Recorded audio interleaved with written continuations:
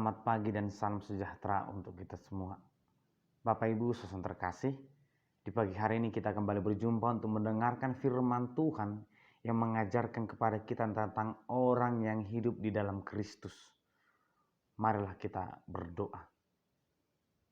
Terima kasih Tuhan, kami bersyukur di pagi hari ini Tuhan memberkati kami, dan pada pagi hari ini kami akan mendengarkan firman-Mu.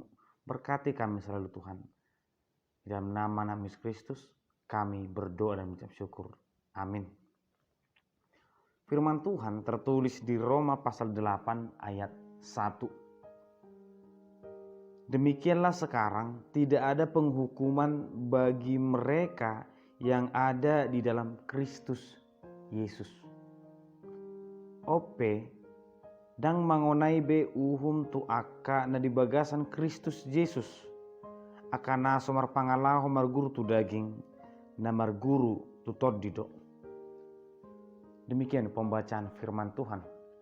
Bapak Ibu saudara terkasih, pada akhirnya atau di penghujung masa manusia, kita harus selalu diingatkan dengan istilah penghakiman. Semua manusia akan berujung kepada penghakiman itu, penghakiman yang sama. Apakah kita akan diadili untuk diselamatkan atau kita diadili untuk dihukum untuk selama-lamanya? Inilah yang kita imani ketika Yesus datang kedua kalinya. Oleh karena itulah firman ini juga sedang menyadarkan orang-orang Kristen bahwa penghakiman itu memang benar-benar ada. Tetapi ada hal yang unik ketika firman Tuhan berkata, demikianlah sekarang tidak ada penghukuman. Paulus berbicara tentang sekarang. Berarti ada persoalan yang dihadapi Paulus berhubungan dengan penghakiman. Meskipun Yesus sudah datang ke dunia ini dan sudah menebus manusia, tetapi pemahaman tentang keselamatan itu masih dikuasai oleh orang-orang tertentu. Sudah terlalu lama manusia itu mengimani keselamatan itu adalah milik kelompok-kelompok tertentu atau kaum tertentu. Sedangkan penghukuman itu, penghukuman selama-lamanya itulah milik orang-orang tertentu. Padahal ini jelas salah.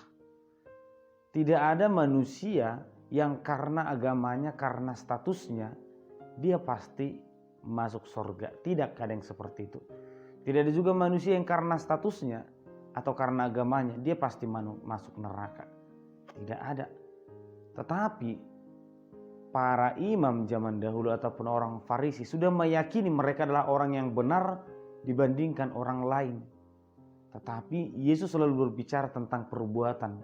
Seseorang yang benar itu bukan karena agamanya, bukan ditentukan oleh statusnya, tetapi bagaimana dia hidup. Demikianlah firman Tuhan berkata, orang-orang yang hidup di dalam Kristus Yesus.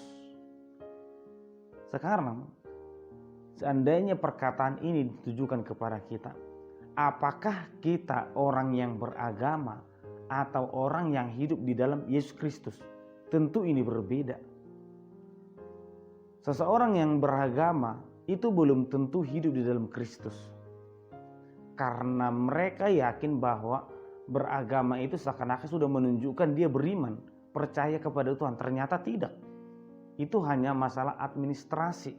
Kita sudah Kristen, kita sudah terdaftar, tetapi itu tidak membuktikan bahwa kita hidup dalam Kristus.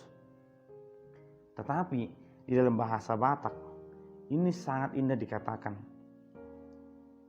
aka naso marpangalaho marguru tu daging, na marguru tu todido. Artinya manusia yang membiarkan hidupnya dituntun oleh roh, itulah yang benar. Tetapi manusia yang masih dikuasai oleh kedagingannya, itulah orang yang jauh dari Tuhan. Dan ini sangat jelas, ini jelas-jelas berbeda. Oleh karena itulah dalam firman Tuhan yang berikutnya, Paulus menjelaskan perbuatan daging dan perbuatan roh itu sangat berbeda. Oleh karena itu, masih di mana kita saat ini? Apakah kehidupan kita masih sebatas keinginan daging, nafsu duniawi, atau memang sudah pekerjaan roh? Itulah yang ingin kita selidiki, agar kiranya pemahaman kita tentang penghakiman itu tidak menjadi kabur.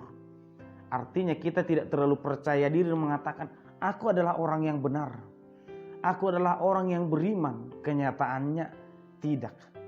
Kita melihat kehidupan kita, perilaku kita, apakah memang kita orang-orang yang hidup di dalam Yesus Kristus, orang yang mengikuti Yesus.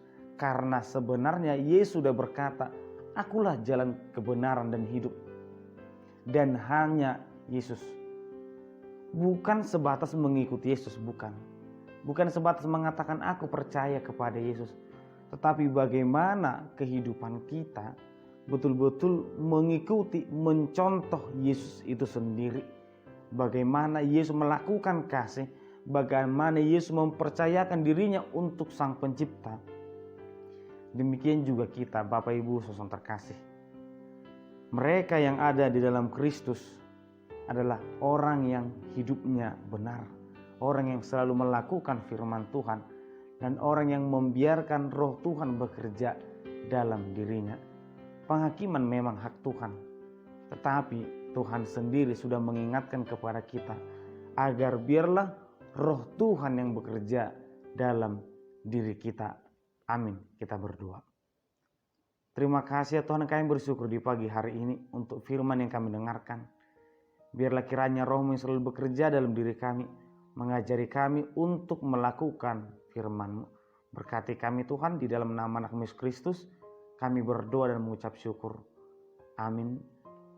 Anugerah dari Tuhan Yesus Kristus, kasih setia Allah Bapa, dan persekutuan Roh Kudus kiranya menyertai kamu sekalian. Amin.